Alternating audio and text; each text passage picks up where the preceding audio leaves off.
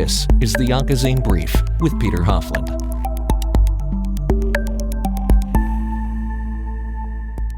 In the past 30 years, the survival rates for breast cancer has improved by about 40%, one of the highest survival rates of any cancer.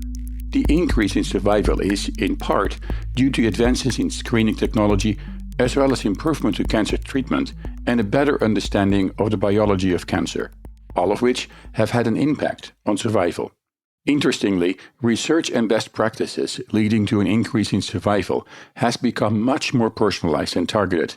And depending on the number of individual factors, two women with the same type of cancer may, as a result, not receive the same treatment. In this episode of the Onco'Zine Brief, I'm talking with Dr. Stephen Malamud. Dr. Malamud is the Regional Director of Medical Oncology at Nuvance Health, a health network with hospitals, medical practices, and care centers located throughout New York's Hudson Valley and western Connecticut. Dr. Malamud is a board-certified and fellowship-trained physician who specializes in medical oncology for breast cancer. As an active clinical researcher, Dr. Malamud has been involved in clinical trials that resulted in the approval of many new cancer treatments. In this episode of the Onco'Zine Brief, we talk about some of the results of studies presented during the 2021 San Antonio Breast Cancer Symposium, held December 7 to 10, 2021 in San Antonio, Texas, and virtually via streaming media. For our program today, our editors have selected just a few key presentations. In each case, we briefly discuss the study, as well as how the results may improve the health-related quality of life of patients, and if the study results may change the way medicine is being practiced. I'm Peter Hofland, and this is the Onco'Zine Brief. The Onco'Zine Brief is developed in collaboration with our online journal, Onco'Zine, at Onco'Zine.com, that is ONCOZINE.com, where you can find additional information and the latest news about cancer, cancer diagnosis and treatment, and cancer prevention. For more information on how to support this program, visit our website at OncoZine.com. And if you're living in the United States and want to receive our newsletter, text the word cancer, CANCER, to 66866, and we will make sure that you'll receive our newsletter, which includes an overview of the latest news in oncology and hematology.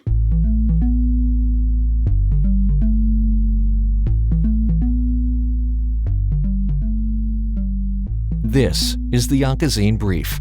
For the latest news about cancer and cancer treatment, visit our online journal, Onco'Zine, at www.onco'zine.com. On the phone is Dr. Stephen Malamud. Dr. Malamud is the Regional Director of Medical Oncology at Nuvance Health, a health network with hospitals, medical practices, and care centers located throughout New York's Hudson Valley and western Connecticut. Dr. Malamud, welcome to the Onco'Zine Brief. Good afternoon. Glad to be here. Before we're going to talk about some of the results of studies presented at this year's San Antonio Breast Cancer Symposium, which just ended, tell me a little bit about yourself. How did you become an oncologist specializing in breast cancer? Well, I'm a graduate of the Albert Einstein College of Medicine in the Bronx in New York, and left there to do oncology training at Mount Sinai in New York, and then became an attending at Mount Sinai Beth Israel in New York and worked there up until almost more than 20 years. And then this spring transferred to the Nuvance system in upstate New York. I had been at one point a more general oncologist, but in the 1980s, early 1990s, it became obvious that there was an overwhelming need for specialization within oncology, specifically within breast cancer, with nuanced treatment taking place for hormone-positive, HER2-positive, triple-negative disease. And what I was intrigued with most with oncology, even back in my more formative years, was the requirement for a multidisciplinary approach and a team effort, which was really pioneered in oncology, working together with surgeons and radiation therapists, immunologists, and laboratory people to get the best results and the best outcome for patients. And that was already very much in vogue in the 1980s, and that was really what pushed me into oncology. And eventually to subspecialize in women's cancer, specifically breast cancer. And of course, breast cancer is the topic of the San Antonio Breast Cancer Symposium, which is held each year. And this year, it was a hybrid meeting with many people attending the program via their computer to see the streaming media presentations, as well as some people in San Antonio. Let's talk about some of these presentations.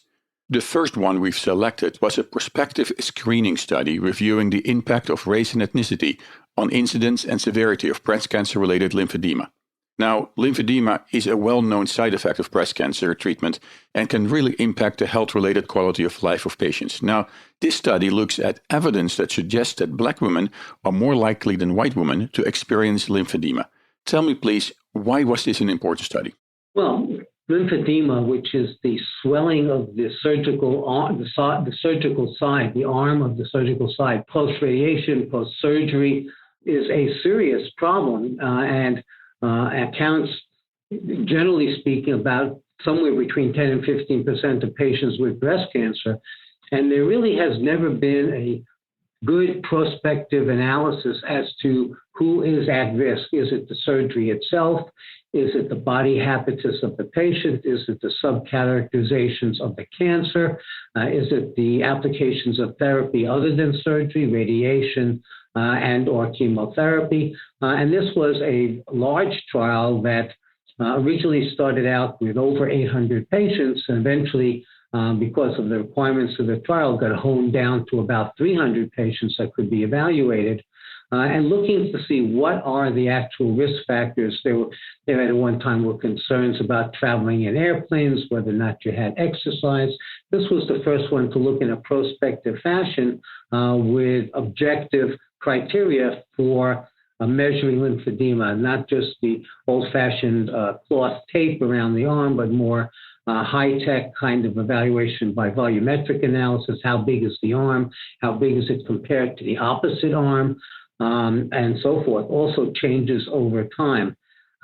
So in that way, it was the first really good, large prospective analysis of risk.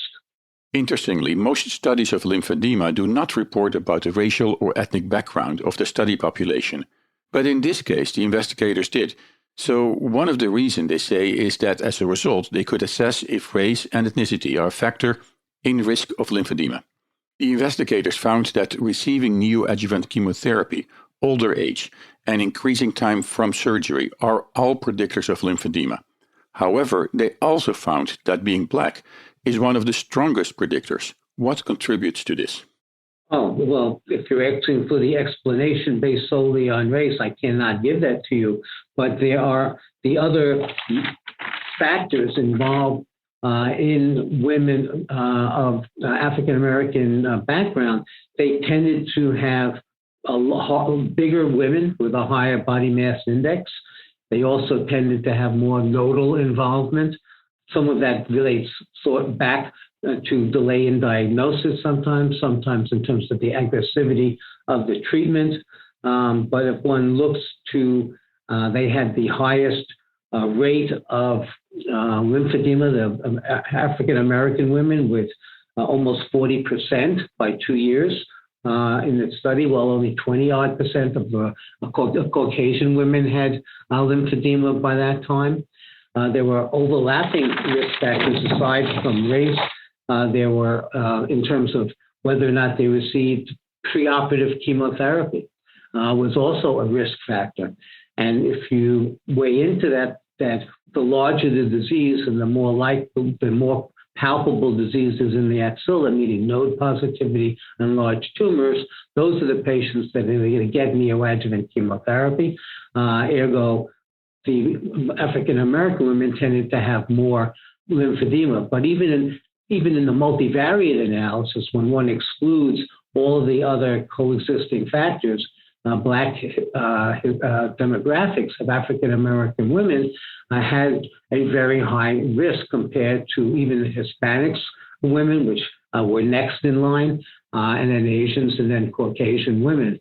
Why that is, we don't know the real physiology by demographics as to what's going on in the axilla with the differences between Caucasian women and African-American women.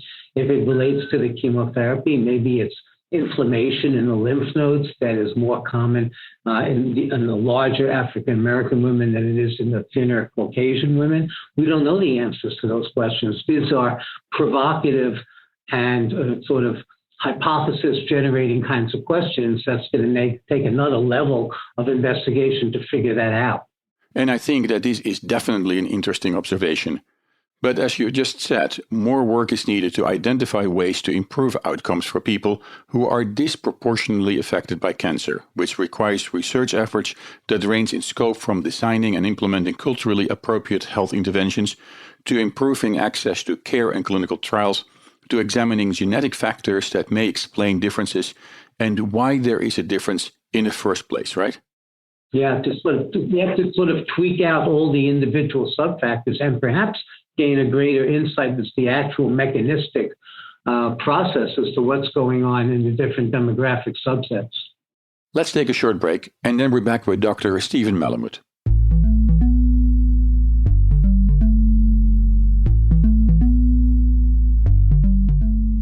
Hi, I'm Paul Schmidt, one of the many voices of the Onco'Zine Brief. Help us by making your message heard in our program and online in Onco'Zine at www.onco'zine.com. To request a media kit and learn more about advertising, sponsorship, and media partnership opportunities, download our media kit at www.onco'zine.com/media kit.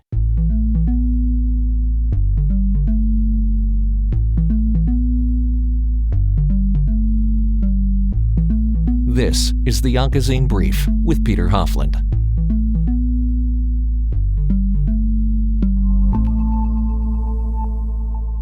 And welcome back. In today's episode of the Onco'Zine Brief, I'm talking with Dr. Stephen Malamud. Dr. Malamud is the Regional Director of Medical Oncology at Nuvance Health, a health network with hospitals, medical practices, and care centers located throughout New York's Hudson Valley and Western Connecticut. I'm Peter Hofland, and this is the Onco'Zine Brief. Now, another presentation includes updates from the Keynote 522 trial. An article published in February 2020 in the New England Journal of Medicine concluded that among patients with early triple-negative breast cancer, the percentage with a pathological complete response was significantly higher among those who received pembrolizumab plus neoadjuvant chemotherapy than among those who received placebo plus neoadjuvant chemotherapy. The primary analysis of that study showed a statistically significant and clinically meaningful improvement in event-free survival with pembrolizumab plus chemotherapy, followed by pembrolizumab. To assess the robustness and consistency of the primary event-free survival results, the study investigators performed a new subgroup analysis. Now, before we're going to talk about these results, first of all, as a reminder, why is triple-negative breast cancer so difficult to treat? And what is the current standard of care? Well, triple-negative breast cancer is, as is described, it is negative for the estrogen receptor. It is negative for the progesterone receptor, which means that it's hormone insensitive. Hormone manipulation will not change the outcome of that disease. And it's also HER2 negative, which is the third driving force that we know about or can make significant impact, and ergo triple negative. It has always been the most difficult of the tumor types to handle effectively. They tend to have rapid recurrences. They tend to occur more commonly in younger women, are more commonly associated with the BRCA1 and BRCA2 genetic defects. After standard cytotoxic chemotherapy, meaning chemotherapy of the past, there were often relapses shortly thereafter. So the treatment has now evolved to looking to find other means of addressing triple-negative breast cancer, finding new targets for our new thrust into targeted therapy. And the Keynote 522 was one of several trials looking at immune modulation to try and strip the triple-negative breast cancer of its immune protection such that the body can elicit an immune response and help control that cancer. Immunomodulatory therapy has become a very popular approach in many tumor types in the United States, and breast cancer is just now the latest. So instead of looking at a target like HER2, in this approach, you're looking to destroy the protective layer protecting the cancer to remove it. The camouflage that the tumor puts up, more or less. Other targets are being explored. Other antibodies that address other potential targets are being looked at. But so far, immune modulation seems to be taking hold in the treatment of triple-negative breast cancer. And this is a relatively new approach. Yeah, definitely. In terms of solid tumor, it's a new approach. Definitely in breast cancer, it's a new approach. It had found originally its way into the treatment of metastatic breast cancer, which is usually the case. And now with the Keynote 522, it's looking at the neoadjuvant, meaning treating prior to surgery and then deciding upon what needs to be done postoperatively. And lastly, eventually in the treatment of adjuvant breast cancer patients, perhaps who did not get immune therapy or immune modulatory therapy prior to their surgery, but become candidates for it postoperatively. So the Keynote 522 study, with more than 3 years of follow-up, may offer women with high-risk early-stage triple-negative breast cancer a new treatment option for this aggressive disease. Can we say that this is potentially practice-changing? Yeah, I mean, the 522 data has been available for a while. This is a reaffirmation of that. The FDA also has recognized the value of neoadjuvant immunomodulatory therapy with pembrolizumab in breast cancer. So I think there's general consensus that the right patient, in terms of the volume of disease and other comorbid factors, are candidates for immunomodulatory therapy preoperatively and potentially postoperatively. The next study discusses the results of the phase 3 EMERALD study with the first oral selective estrogen receptor degrader, or SERD, to demonstrate a statistically significant and clinically meaningful improvement of progression-free survival versus standard of care in patients with estrogen receptor positive, HER2 negative breast cancer in the second and third line setting. Tell me a little bit more about this study and the study results. Well, in terms of background, there are several ways of treating hormone-positive breast cancer. One, you can block the effect of estrogen on the receptor, and that's been the classic way that tamoxifen for years, but now since the 1980s, has been treating breast cancer, both pre and postmenopausal. There's also the mechanism of reducing the amount of estrogen in the system, and that would be through the aromatase inhibitors. There are also now 3 of them available in the United States.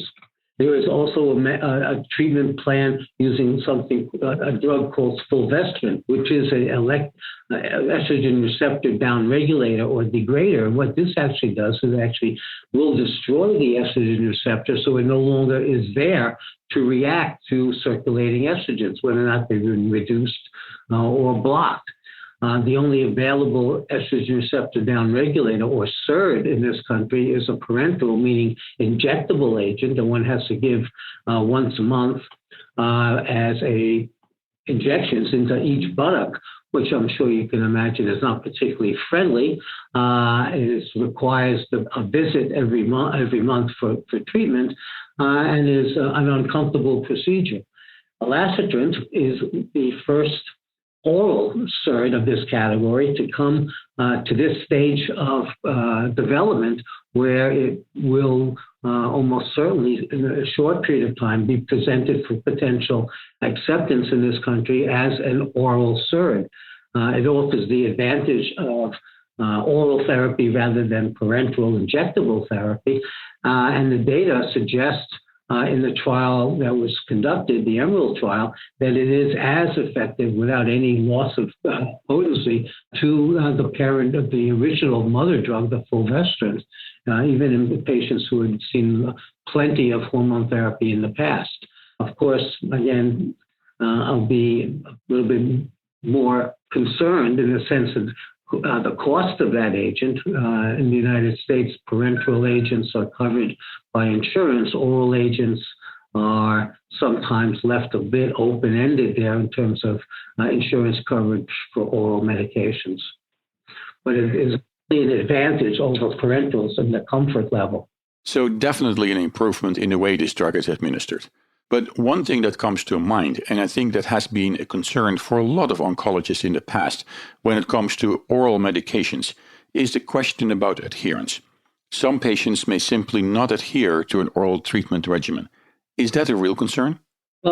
Yes, certainly it does. It would be. You can certainly be certain if you give an injection, it's in. You've done it. You know they've gotten it. You have to choose the patient in terms of their history of compliance. This medication comes with relatively few side effects that would drive a non-compliance. Cost would, of course, be a noncompliance if it's an out-of-pocket cost for the drug, in which case one would immediately switch back to the parenteral agent. But the side effects are not really any different than the injectable medication. A little bit of nausea, and that's really about it. And I think the main issue is going to be availability of the medication, the cost of the medication. I'm not certain that toxicity or side effects are going to drive noncompliance for this agent. And I guess to help patients adhere, it also requires a little bit more in terms of patient education from the care team. Well, certainly if there are issues that the patient brings up in between visits, they will have to be addressed by phone to try and coax them through it. Perhaps more anti-nausea medication might be required.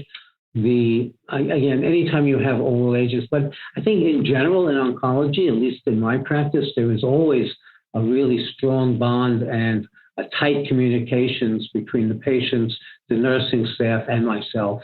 When we look at this treatment option, does this improve the health-related quality of life of patients? There are still plenty of patients out there that are somewhat needle phobic. That might be an explanation for some of the COVID vaccination data or lack thereof, but also the pain at the injection site. Sometimes there are patients, especially older women, who don't have a lot of body mass, especially around their buttocks. So it becomes more problematic to give an deep muscular injection into the buttock if someone has already lost a lot of weight or is thin from the get-go.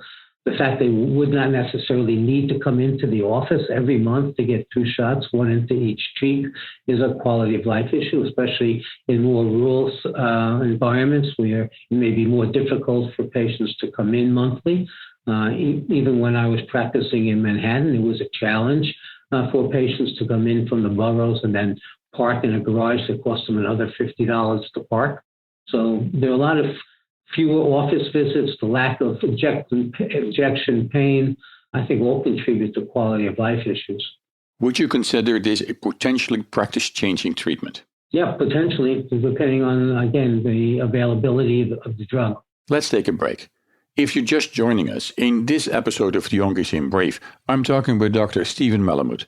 Dr. Malamud is the Regional Director of Medical Oncology at Nuvance Health, a health network with hospitals, medical practices, and care centers located throughout New York's Hudson Valley and Western Connecticut. In this episode of the Onco'Zine Brief, we talk about some of the results of studies presented during the San Antonio Breast Cancer Symposium, held December 7 to 10, 2021, in San Antonio, Texas, and virtually via streaming media. I'm Peter Hofland, and this is the Onco'Zine Brief.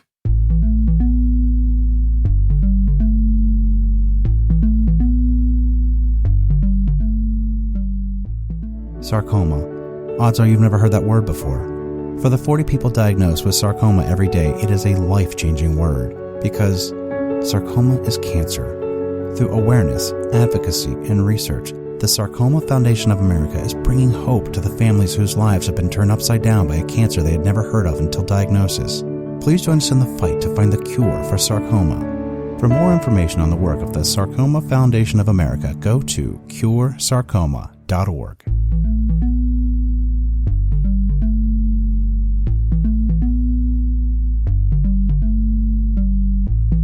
This is the Onco'Zine Brief with Peter Hofland.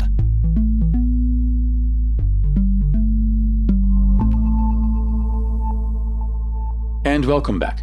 In today's episode of the Onco'Zine Brief, I'm talking with Dr. Stephen Malamud. I'm Peter Hofland, and this is the Onco'Zine Brief. Let's look at another study, results from the Responder study, which was designed to determine the effect of chemotherapy, shows that the majority of women who are over 50 years of age will not necessarily benefit from chemotherapy, while women who are under 50 years of age may continue to show a benefit. This is an update from an older study. Tell me, please, a little bit more about the study and why you think the results are important. So this was the Responder trial that was presented by Kevin Kalinsky, and it was a second goal with Oncotype DX, which is the genomic analysis, looking at node-positive breast cancer, up to 3 positive nodes. This was originally published back in the New England Journal not long ago.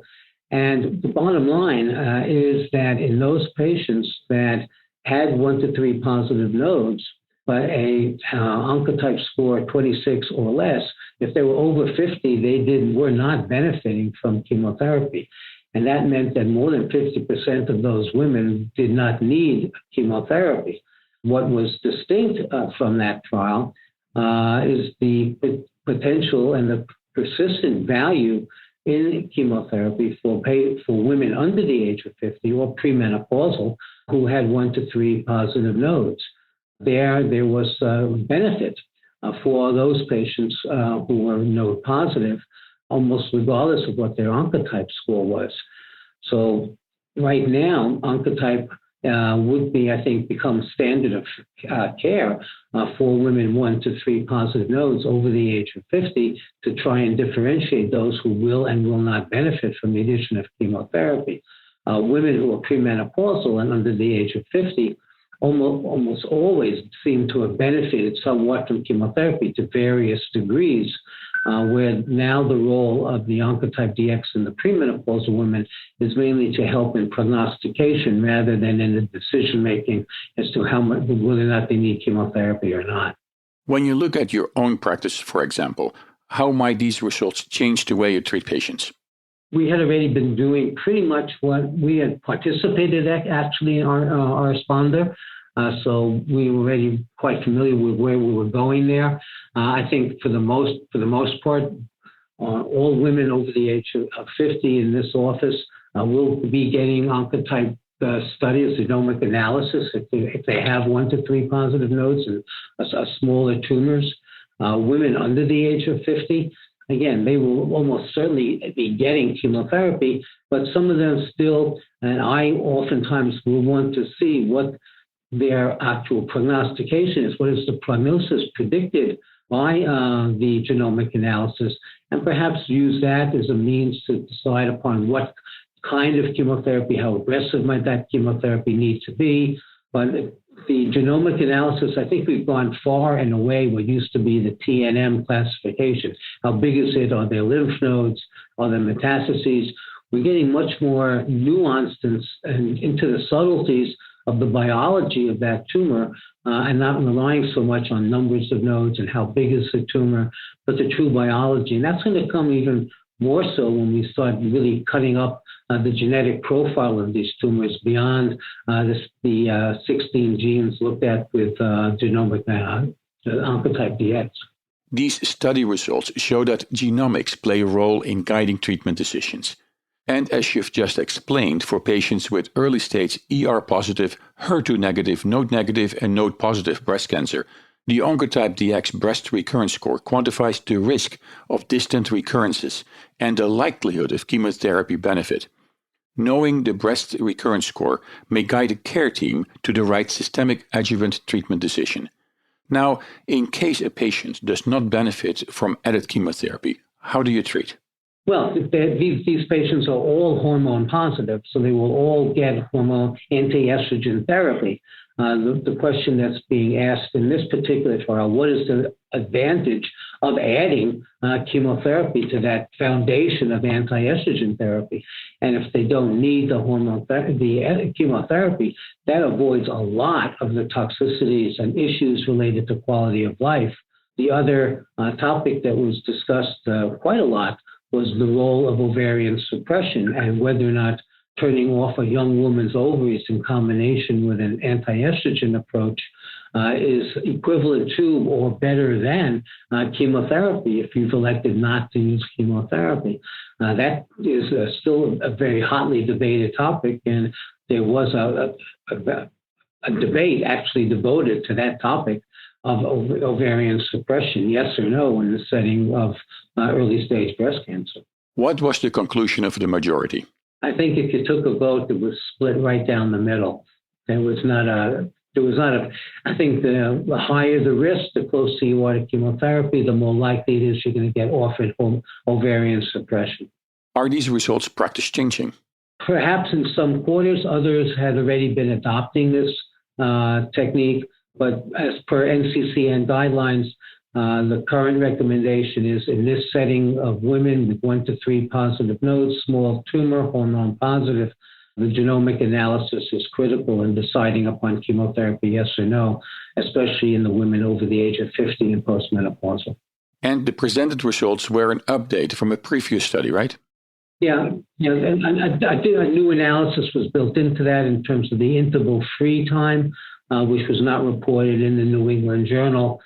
Let's look at the results from a subgroup analysis from the randomized phase 3 Destiny Breast 3 trial, which included trastuzumab deruxtecan versus trastuzumab emtansine in patients with HER2-positive metastatic breast cancer. Both drugs are so-called antibody-drug conjugates, or ADCs. Tell me a little bit more about this class of agents. Okay, well, the ADCs, or antibody-drug conjugates, are, I guess you would have to liken it to what's been called a smart bomb in medical oncology. What you're doing is you're picking your target, in this case HER2, and using the antibody that's been available since the onset, trastuzumab, and attaching to that monoclonal antibody a chemotherapy drug, moiety, sometimes only measured in a couple of molecules on top of this antibody. And the logic behind it is that the antibody brings the chemotherapy drug to its target on the surface of the tumor cell, very specifically targeting these couple of molecules to the tumor cell. They attach to the tumor cell and then by cell processes internalize it and kill the tumor cell. That is the mechanism for all of the ADCs and is the mechanism for trastuzumab deruxtecan in the Destiny 03 trial. In this case, we're talking about 2 approved drugs. Trastuzumab emtansine was among the earlier ADCs approved, and this study compares both agents. What is the difference between trastuzumab deruxtecan and trastuzumab emtansine? The approach is the same. It still uses the trastuzumab as a targeting agent. The chemotherapy drug is different. TDM1 uses a drug, maytansine, and the TDXD, or the Destiny drug, the Destiny 03 drug, uses, again, a different chemotherapy agent. It's possible that the configuration of the molecule is making it more active. It's possible that the chemotherapy drug itself is more active. If you look at the 2 different drugs, there actually is more chemo medication, chemo drug attached to this new drug than there was to the TDM1. So maybe it's a number of molecules of chemotherapy attached to the antibody. But the trial that we're talking about actually took TDM1, the drug that has been available for a while, and compared it to the new drug, the trastuzumab deruxtecan, in metastatic HER2-positive breast cancer in patients who had already seen a fair amount of anti-HER2 therapy. And what was the outcome of this study? Well, relatively clear-cut evidence that the newer drug, the trastuzumab deruxtecan, the TXD, was superior to the TDM1 in first relapse for patients who had previously been treated with anti-HER2 therapy. Really, there's the number of zeros after the P, the number after the decimal point, I think I was more than 20 zeros. So a clearly improved objective response rate, time to progression. What was new in the update reported last week is that the question had been as to what would be the effect on brain metastasis, which are a particular problem in HER2-positive breast cancer, which has a propensity for brain metastasis. Although that was not the specific intent of the trial, they were able to go back and retrospectively look at the breast cancer responses in the brain. And it was, again, dramatically improved over what they saw, what the investigators saw with the pre-existing TDM1.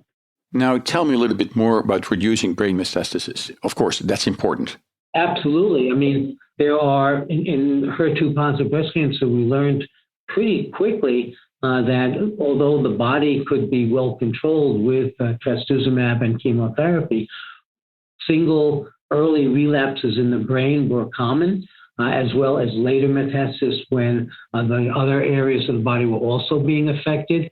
So HER2 metastatic brain disease is a high level of interest. Another previously existing drug, tucatinib, has already demonstrated value in combination with other medications. It's more of a triplet therapy with trastuzumab, capecitabine, and tucatinib. And that had been our go-to combo for HER2-positive breast cancer metastatic to the brain. This trial was not specifically addressing the metastatic disease to the brain, so likely we will see a further investigation comparing what has been more or less the standard go-to approach with tucatinib, comparing it to TXT. If we compare these results with the current standard of care, are they practice-changing? I would think that with this data presented as it is, outside of the brain, which was not one of the pre-described endpoints in the trial, the new drug, the TXT, will likely replace T-DM1 as the first line for metastatic recurrent HER2-positive breast cancer. And this will no doubt contribute to an improvement in the health-related quality of life for patients, correct? Yeah, well, clearly, the quicker you get control of the disease, quality of life goes up. The frequency of administration is about the same. There are differences in terms of the side effect profile, but again, totally manageable from the oncology standpoint. Let's take a short break, and then we're back with Dr. Stephen Malamud. I'm Peter Hofland, and this is the Onco'Zine Brief.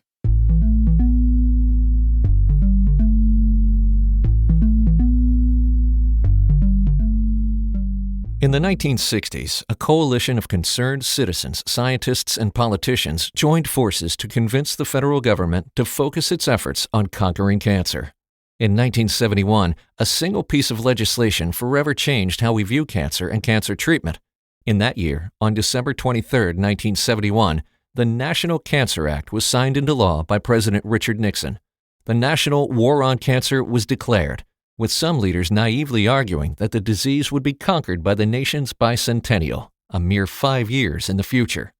The National Cancer Act cemented the nation's commitment to medical science, clinical trials, and advanced research, and over the next 5 decades, scientific discoveries demonstrated the great complexity of what had formerly been thought of as a single disease. With the advent of the genetic characterization of cancer, it is now recognized that there are almost an infinite number of cancers as defined by their many genetic mutations. The National Cancer Act established the infrastructure for the designation of centers of excellence by the National Cancer Institute, and these centers have evolved into models of multidisciplinary, collaborative cancer research, treatment, and prevention, contributing to a reduction in cancer mortality and increase in the quality of life and survival that has translated into more than 17 million cancer survivors in the United States since 2021. Join the Onco'Zine Brief this spring as we share the stories, the people, past and present, who have made progress possible and have shaped how cancer research, clinical trials, and treatment are being conducted today.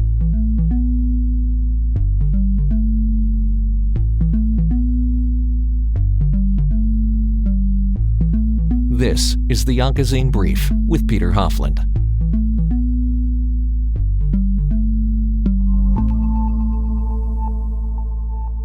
And welcome back. This is the Onco'Zine Brief. If you're just joining us, in today's episode of the Onco'Zine Brief, I'm talking with Dr. Stephen Malamud.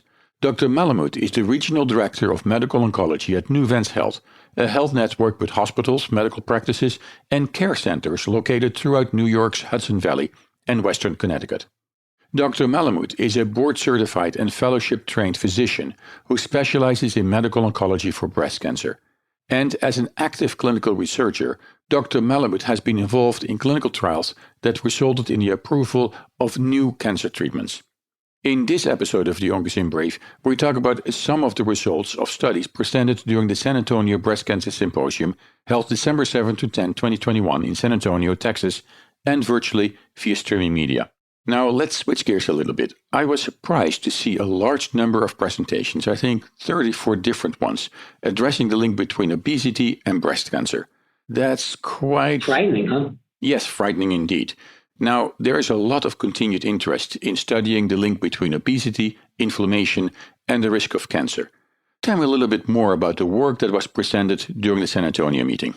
Clearly, over the last 5 to 10 years, there's been increasing interest in developing an understanding as to how obesity contributes to breast cancer. It's not all higher estrogen content in larger women. It's not strictly that. There may be an inflammatory component to obesity. Inflammation and breast cancer has been demonstrated to be a potential link there.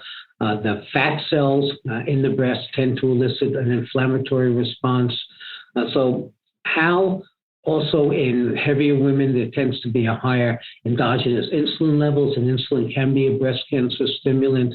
So there are many factors. In fact, one of the potential risk factors that was explored and intriguing was the factor for obesity and even the development and risk and prognosis of genetically driven breast cancer, where we saw that some of the BRCA1 and BRCA2 patients had a higher inflammatory response if they were obese rather than their thinner counterparts. And this is counterproductive to success of treatment and prognosis in breast cancer. Unfortunately, even with that enthusiasm, lots of trials were presented, several looking at behavior modification techniques, diet control, fitness controls, trials that were adapting Fitbits to try and get people to a standard exercise program. Unfortunately, there was not a lot of success in achieving weight loss. And there's certainly no contribution to improvement in outcome. Patients generally felt better, but could not be actually shown to have an influence on their breast cancer. One of the trials that also I had participated on in the past was looking at an anti-diabetic drug called metformin, which interferes with the metabolic pathway of excess glucose. And although in the laboratory this looked very exciting in terms of helping in terms of the adjuvant treatment of breast cancer, patients who had breast cancer already to try and help in the adjuvant setting, we couldn't prove it. So it's not that we're actually back to the drawing board, but different avenues, different approaches, and different techniques for understanding the mechanism are clearly indicated. Now, in this country, there is an epidemic of obesity. From where you are, do you see in your practice an increase confirming the link between obesity and breast cancer? Well, the numbers of women who are in the clinic who are outside of what we'd consider a acceptable BMI. BMI is over 25, 26, 27. I mean, I won't say routinely, but it is all too frequent that we'll see women appearing with BMIs in the 30s or higher. These are patients who we encourage all of our patients to take lifestyle into account. And that does not just mean avoiding smoking and going for colonoscopies, but in terms of daily dietary habits, daily exercise, even if it means just an hour or two of walking a week to keep active, not only for bone health, but for just physical tone, help with their cholesterol and their BMI, dietary observation. So we encourage that as part of standard well-person care. But this is not something you do after you're diagnosed with breast cancer. This is part of a lifestyle change, just like stopping with smoking. Absolutely, just for good general health. I mean, their cardiologist is telling them the same thing. Their internist is telling them the same thing. Hopefully, if they have a pediatrician and younger children, they're telling them the same thing to avoid excess sweets. Obesity does not start in your 20s. It starts earlier than that with poor dietary habits and lack of exercise. So it's something in this country that needs to be addressed early and not forgotten as men and women get older in life, perhaps even more important. Well, hopefully, this will reduce the number of patients being diagnosed with breast cancer. But what is your advice for patients when you see them in the clinic? Well, everyone in the clinic automatically will get a nutrition consult. Everybody gets a consult with nutrition to evaluate what their diet is currently. Usually what ends up being recommended is a reduction in carbohydrate intake, assuring that they get enough vegetables into their diet and bulk, avoiding fatty meats, avoiding excess calories from fat. But it's mainly reduction of carbohydrates and increasing activity, and a balanced diet. I mean, I've always felt that a healthy, balanced diet is better than a plate full of pills. And with all the results presented during this symposium, there is definitely some practice-changing information that may help increase the health-related quality of life of patients that were diagnosed with breast cancer. Absolutely. Things that we do later after the diagnosis is established, but potentially even more important, what the patient can do before they become patients in their early lives to address these issues where certain things do impact on their outcome, and that's smoking, blood pressure control, and in the case of breast cancer, obesity and activity. We're almost at the end of the program, and we only had time to discuss a handful of presentations. But are there any other presentations that stand out? Well, I think patients, oncologists know this information. At least I hope so. I think patients should take heart that the progress in breast cancer continues. The progress in hormone-positive breast cancer is continuing with the development of new drugs that work along with the estrogen-specific agent, agents that target cofactors that work together with the estrogen. We're now past the 2-year mark easily for survivorship with metastatic hormone-positive breast cancer. Drugs that we were waiting on data that proved overall survival are now passing 2-year marks for overall survival. Drugs like ribociclib in young premenopausal women and in postmenopausal women. So again, a recent 4/6 inhibitor, abemaciclib, now approved in the setting of adjuvant therapy of breast cancer, also practice changing. So again, patients with a diagnosis of breast cancer should not be disheartened, but should take heart and take faith that there is continued progress on the horizon. Dr. Stephen Malamud, thank you so much for joining us today. My deepest pleasure. Stay well.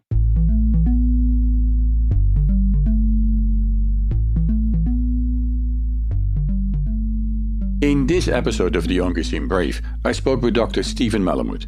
Dr. Malamud is the Regional Director of Medical Oncology at Nuvance Health, a health network with hospitals, medical practices, and care centers located throughout New York's Hudson Valley and Western Connecticut.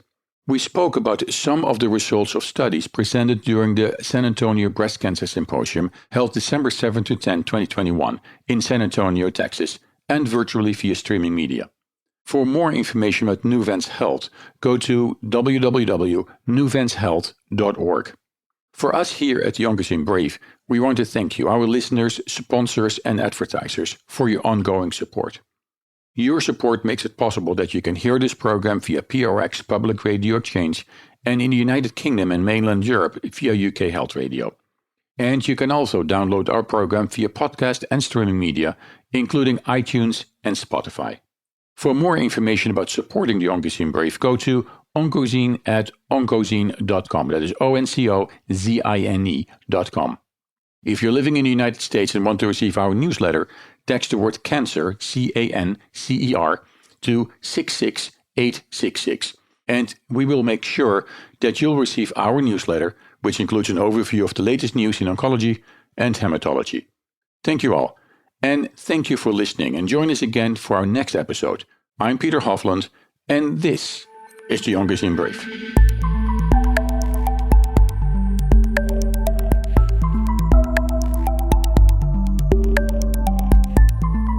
The Onco'Zine Brief is a global medical educational service from the publishers of Onco'Zine and ADC Review, the Journal of Antibody-Drug Conjugates.